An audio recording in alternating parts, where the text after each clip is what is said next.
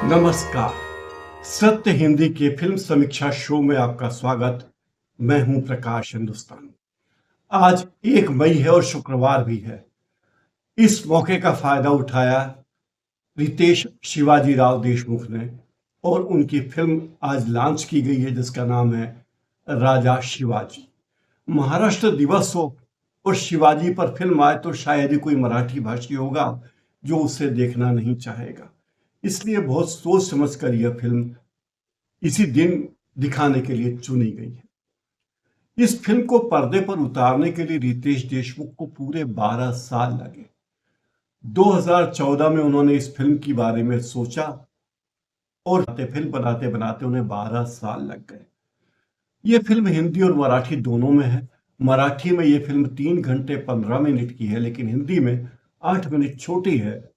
शायद हिंदी में कुछ संवाद उन्होंने काटे होंगे।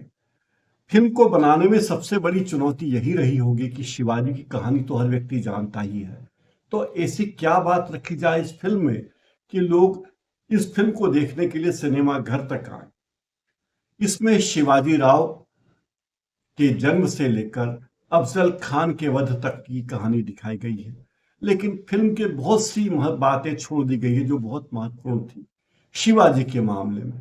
जैसे शिवाजी ने छापामार युद्ध शैली में बहुत काम किया, यही उनकी विशेषज्ञता थी, लेकिन फिल्म में छापामार युद्धों के बारे में कम बताया गया है। जो दृश्य दिखाए गए वे बहुत ही मामूली है। शिवाजी ने ही सैनिकों के लिए वेतन की व्यवस्था की थी। उसके पहले सैनिकों को वेतन नहीं मिलता था, लूट में एक शेयर दिया जाता था। शिवाजी ने सैनिकों का वेतन तय किया और कहा कि लूटपाट वे नहीं करेंगे। इस तरह की चीजें शिवाजी ने की जो इस फिल्म में नहीं दिखाई गई। एक और बात है, शिवाजी ने ही पहली बार नौसेना बनाई थी भारत के राजाओं के इतिहास में, और उन नौसैनिकों के लिए उन्होंने कई संगठित तरीके से बंदरगाह विकसित किए। सिंधु दुर्ग, विजय दुर्ग, कोलाबा, यहाँ नौसेना के अड्डे बनाए गए। उनकी नौसेना में गुराब, गलबत और तरांडे जैसी छोटी छोटी नावें इस्तेमाल की गई थी जो छापामार युद्ध के लिए मशहूर थी। वो भी इस फिल्म में नहीं दिखाई गई है।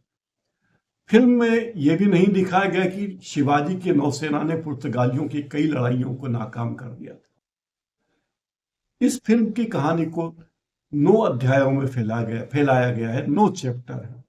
शिवाजी का जन्म के पहले की घटनाएं हैं थोड़ी बहुत, और फिर उनकी माँ जीजाबाई के गर्भकाल में सुल्तान बुरहान निजाम शाह के आदेश पर उनके परिवार की जिस तरह हत्या की गई वो दृश्य इस फिल्म में दिखाए गए। दूसरी तरफ शाहजी भोसले राजनीतिक उठापटक के बीच बीजापुर के सुल्तान मोहम्मद आदिल शाह के बंदी बन जाते हैं।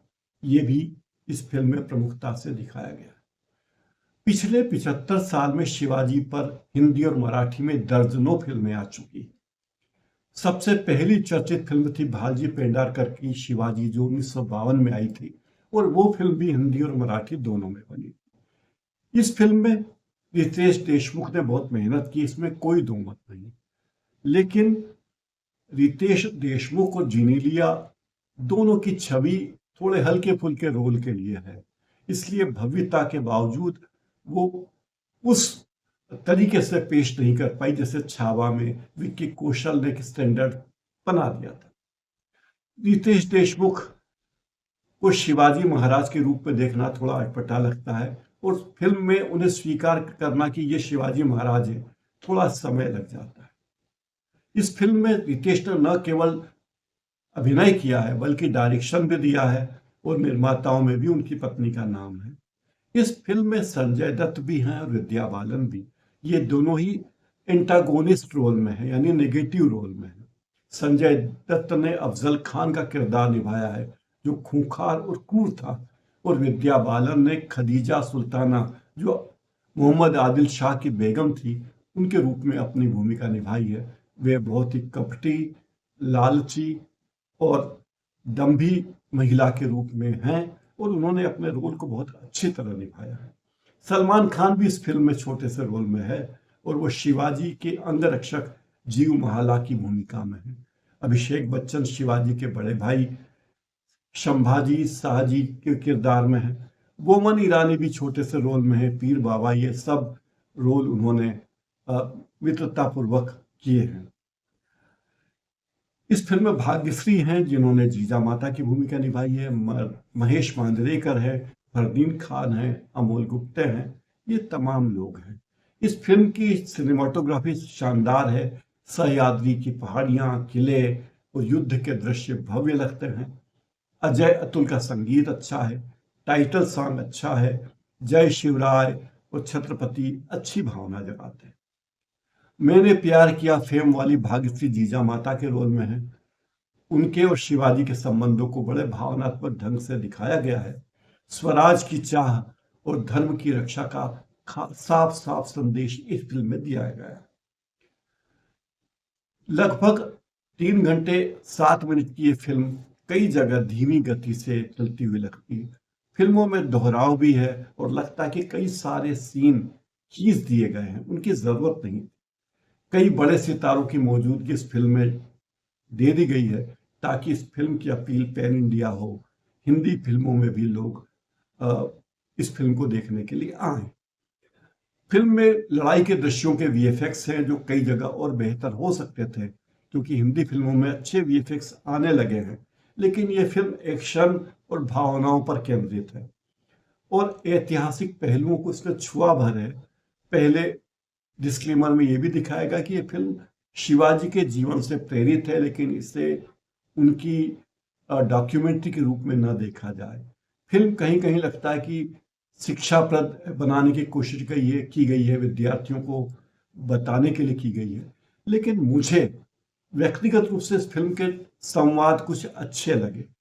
जैसे एक संवाद है, नाम में राजा होने से कोई राजा नहीं हो जाता, और शिवाजी के बारे में एक सरदार कहता है कि चंद गुंडों को इकट्ठा करने से कोई राजा नहीं बन जाता।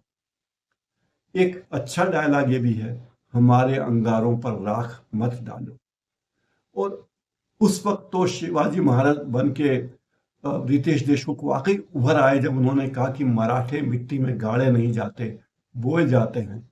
वे मृत्यु के बाद, शहादत के बाद उन्हें गाड़ा नहीं जाता, वे रक्त बीज बनकर फिर उभर आते हैं। शिवाजी का एक ही नारा था, एक ही उसूल था कि अगर दुश्मन ज्यादा ताकतवर हो तो शक्ति नहीं, युक्ति से काम करना चाहिए। और शिवाजी ने शक्ति के बजाय युक्ति से काम लिया। अफजल खान का वध उन्होंने ऐसे ही किया। एक और डायलॉग बड़े मार्मिक है, बादलों से बिजली को नहीं रोका जा सकता और सूरज की तरफ दौड़ने वाले की परछाई हमेशा पीछे ही रहती है।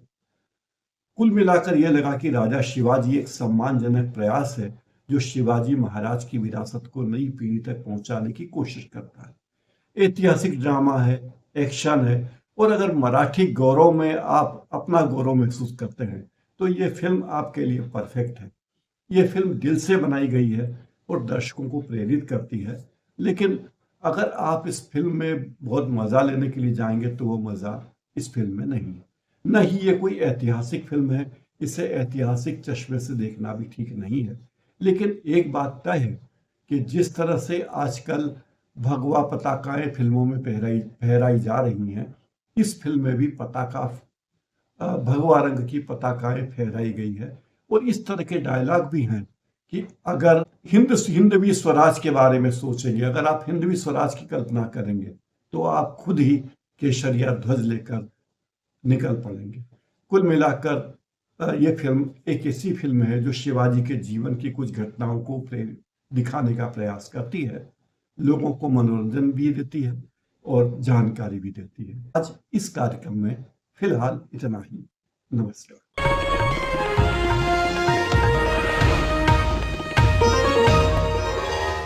Copyright disclaimer under Section 107 of the Copyright Act 1976. Allowance is made for fair use for purposes such as criticism, comment, news reporting, scholarship, and research. Fair use is a use permitted by copyright statute that might otherwise be infringing.